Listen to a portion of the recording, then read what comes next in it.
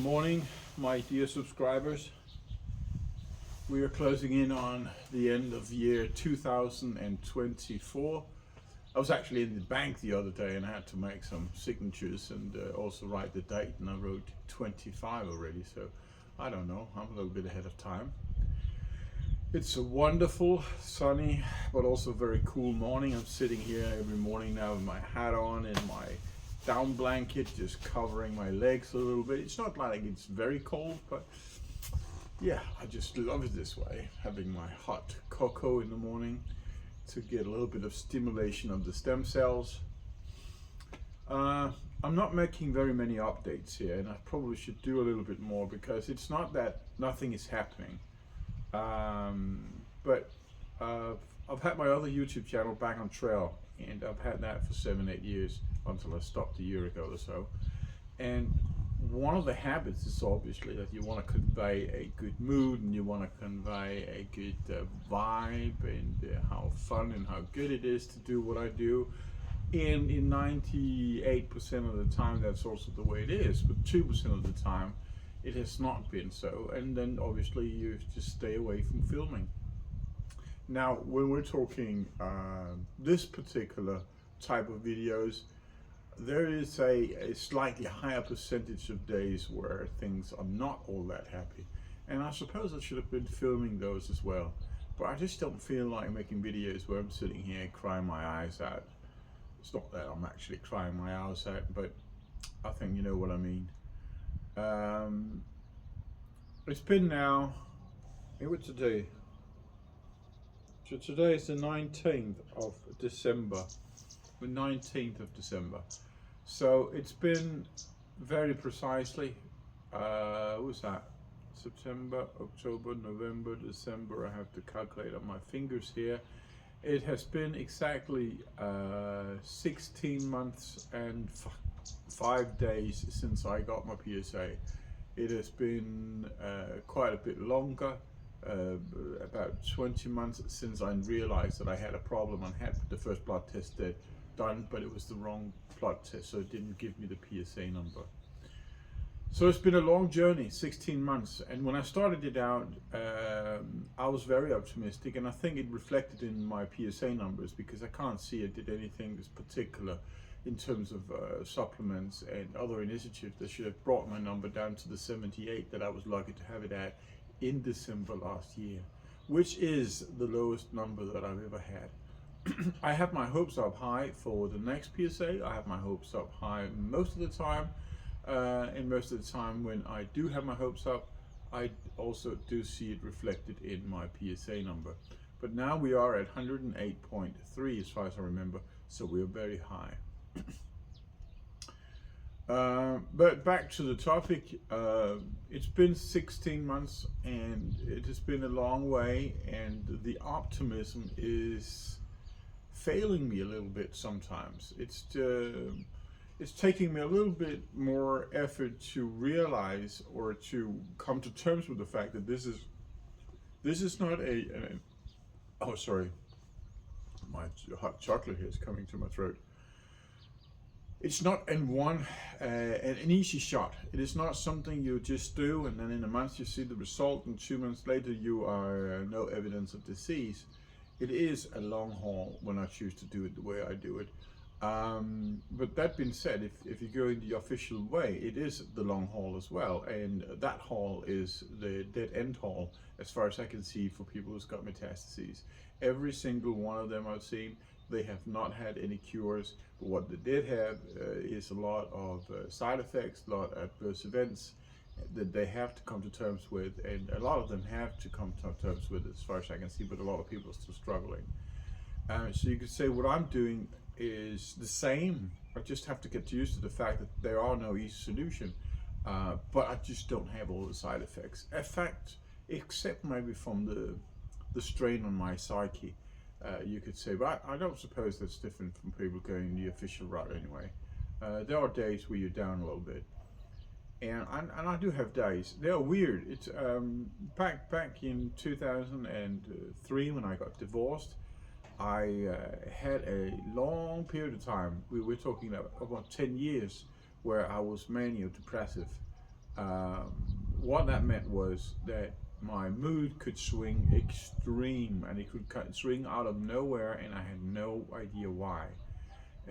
But usually, and that was the rhythm that I come to realize, was that I could be in one moment, I could get hit out of nowhere with this extreme joy, this extreme bliss, and extreme happiness and satisfaction about life. It was like uh, I was being high on drugs, I suppose. Not that I've tried that, but I was really elevated mentally on an ecstatic state.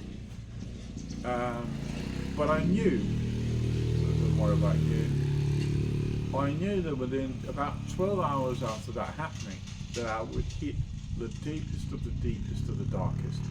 And it would be so deep and so dark that I'm not lying when I'm saying, I'm sitting like here now, and I can see all the nuances of the mango trees and the rice field that's been harvested at my field with the sugar fields here that's no longer there because they've harvested as well, and the blue sky. Everything's just so wonderful and inspiring and soul nurturing, beautiful. But when I had those black periods of time, everything just got black and white, or not even black and white, it got grey. I mean, there were no color to things. There were no music to the chickens talking. There were no music to the birds singing. There were no joy anywhere. Everything literally, mentally, in terms of sound and visual impression, everything just got totally toneless and grey. And it was so deep and so dark that I had times where I felt that if heart did not beat by automation, I would have died. That's not the kind of thing that I've experienced during these 16 months, or not even in the beginning, but then here lately. But I have had this kind of, I'm feeling like I'm having enough. I'm feeling like it's a never-ending story. I feel extremely tired, and sometimes I feel like just go to sleep and just sleep forever, literally just sleep forever. Don't wake up in a week or in a month or in a year, forever. And I feel comfortable about that idea. And that's a weird, mellow kind of, I'm not angry, I'm not sad, I'm not agitated, so I'm not frustrated. I'm just run out of steam, or just run out of energy. It doesn't last long usually, but it does last longer than the manic depressive times, because they were deep, but they were short. We're usually talking 10-15 minutes or so. These here, well, they can last me almost a day, but then I'm out of it again, and the sun is again shining. So it's not all joy. But if I'm looking at all my numbers, they're good. We're now at a average of the HRV. I think it's on 49, which I definitely would have loved to see better. I've seen it at 64, and that was one of my targets I wanted to improve. So that's not gone the way I wanted it to, but at 49 is good for a person in my age, so I'm not dissatisfied. But what has really surprised me, and I have no idea why that is, my blood pressure has absolutely 100% stabilized itself. It is perfect, and it's been so for 28 consecutive days. So I'm blown away, because if I'm looking back 29 days and 28 days before those 28 days, so the last 28 days perfect. The 28 days before that, I think I had 4 days in normal and 17 days in high normal and 4 days in grade 1. But now a little bit, I have 100% in normal. I'm also seriously getting closer to 48 in VO2 max, which I am pretty certain will hit me in the top 5%, which is also very, very good. My peeing level is increasing. It is stronger. Definitely in daytime, it's almost normal. So there's a lot of things that I can measure in my only and everyday time that really looks interesting and looks nice. So I'm very much looking forward to it, and I think that there are two main players. I think so. There's the entourage effect of all the things that I am doing. My supplements, apart from my melatonin, is gone down to be just a matter of supplementing it. You could say the curcumin with 1800 milligrams is probably a bit more than just supplementing it, but I might be doing that anyway when I get cured. Melatonin though at 1200 milligrams a day, that's definitely a special treatment that I do for this. Then I've got my DMSO, which I've predominantly been doing that with Artemisia annua, but now lately because I read somewhere that the Artemisia annua, the body sometimes has a tendency to get used to it if you're doing it too often and without any breaks. So I used to do 3 or 4 days in a row, and then I had 2 or 3 days off.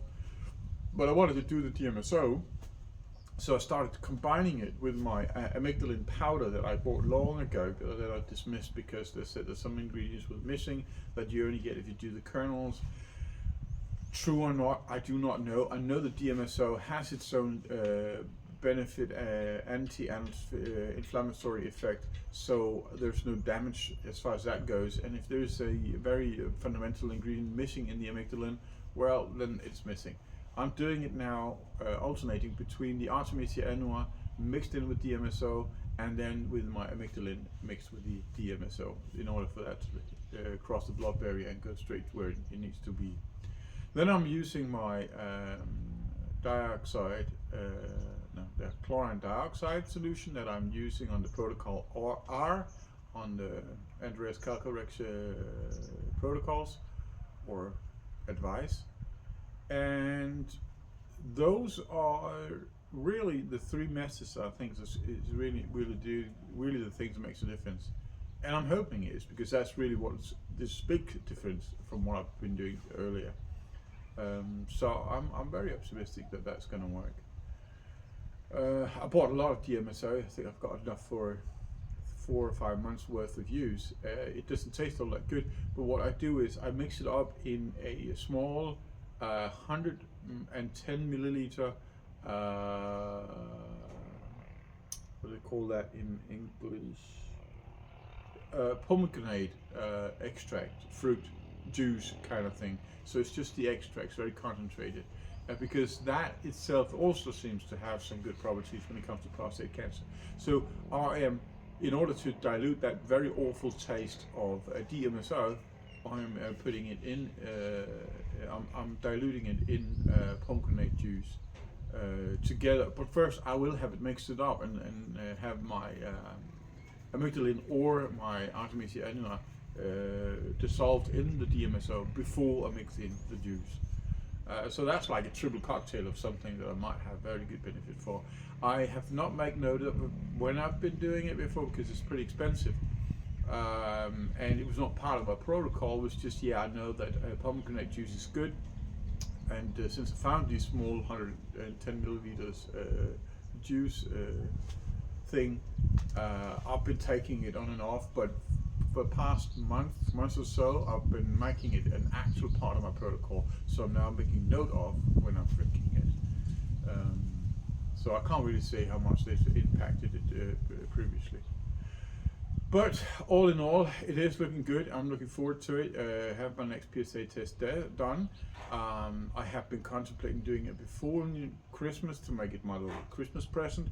But as someone always say, don't ask questions you don't want answers to. I have to ask this question, but do I want the answer before Christmas? Because it might not be the present that I wanted.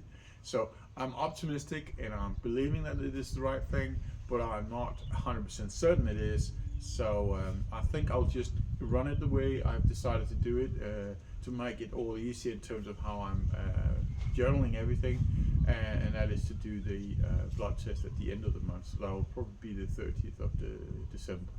If I'm going to get the answer this year, then that's obviously a different question. I don't know when the clinic is open and when they can run the test, but we'll see. We'll see. I'm very optimistic. if I can't say anything else, at least I can say that if I had done as my doctor has advised me to do the 14th of August last year, then I would not have been where I am right now. I would not have been as strong as I am right now. I would not have been as fit as I am right now. I would not have been as content and as happy with my life as I am right now, because there have been so many other problems, and I have literally no side effect. And when I'm saying I'm having no side effect 100%, then I'm actually coming up to one little thing that I forgot. One of the reasons why my mood sometimes just fluctuates a little bit, I suppose, is because when I get these kind of well, if you cannot be 54 years old and then have a little pinch here and a little pinch there, or having some health issues that you might not actually be issues, but you feel like could be issues.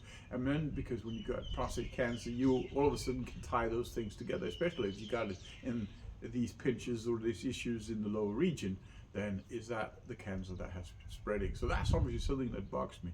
And one thing that has happened a few times, but it's like a come and go thing, and we're gonna have days between where nothing happens. That is a kind of a pinching in my left buttocks. But I do have a feeling that it is in the gluteus maximus, that it is not in my bone. So I do not think it is a metastasis or anything like that, but I don't know. And it does have me curious to make an MRI, but I've also been doing a little bit of research in that regard, because a lot of people are pushing me and saying, well, you don't know where you're heading because you do not have any scans and you only do the PSA, and the PSA is not a reliable thing just to do.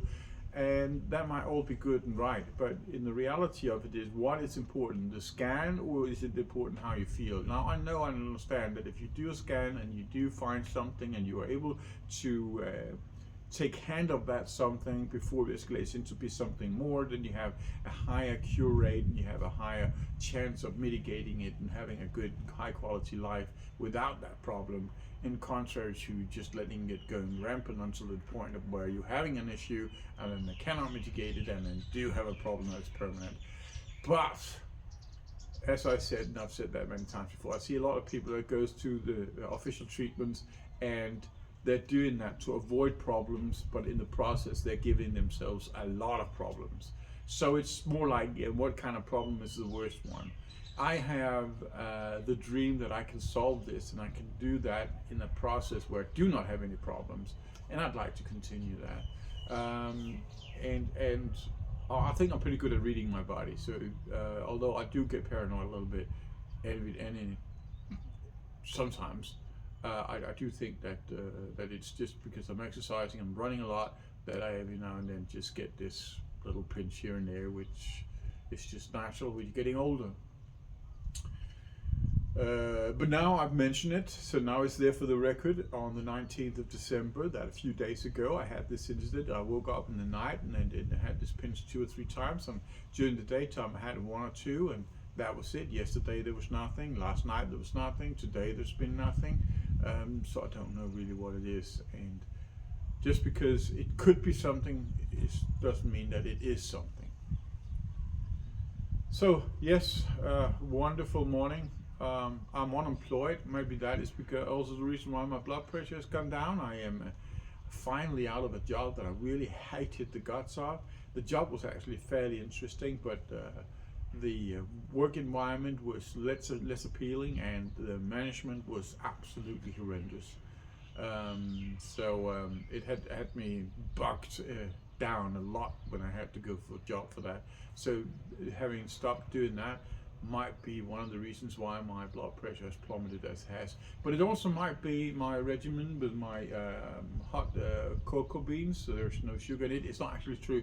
I do add a little bit of a date syrup, which has very low glycemic index and has a good anti-inflammatory properties or antioxidants.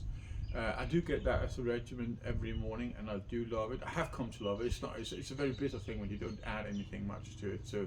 But it's good. And one teaspoon of instant coffee in it too as well. I don't know what kind of detail makes a difference really, so I'm just spitting out all the details here because, like I said, I think that the whole positive effect that I have is in the entourage effect, as a popular word, And that is all the different small things that I do, and that might be one of the reasons why it's going better. And then, as I mentioned, we've got a DMSO, and we have got my Andreas Kalka protocol that I'm working with as well. So it's good, yeah. And then my morning juice, tomato juice here, 99% tomato juice. I've got a very ambivalent relationship to that. I did take another one that said 98% it was tomato juice, and then I read the bag of it, and it turns out it had like double the amount of sugar in it. It did taste fabulous compared to the tomato juice because you get pretty tired of it. But there was too much fruit juice in it. There's orange juice and other kind of things in it, pineapple I think, and obviously that made it taste so much better.